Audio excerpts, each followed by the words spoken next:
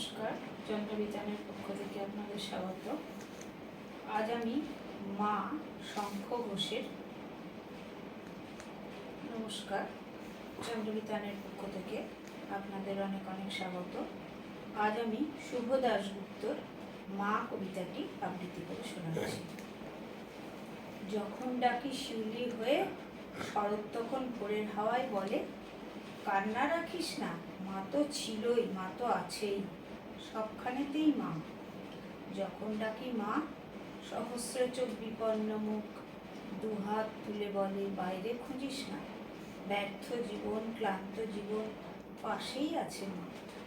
মা বললেই স্নেহের সকাল, মা বললেই তৃষ্ণার জল, মা বললেই ছায়ার আলো, মা বললেই দুঃখ উধাও। যখন ডাকি মা, মন্দিরে আর গির্জায় কিংবা মসজিদে সুর ভাসে, একই তো সুর না? মানুষ বড় কষ্টে আছে, মানুষ বড় দুঃখে বাঁচে, মানুষ বড় জাঁতা কলে, মানুষ বড় চোখের জলে, এর নেই কি সান্ত্বনা? দূরের থেকে মা তখনই উঠে আসেন কাছে, শিওরে হাত রেখে বলেন, আমি আছি না? যখন ডাকি মা। নমস্কার।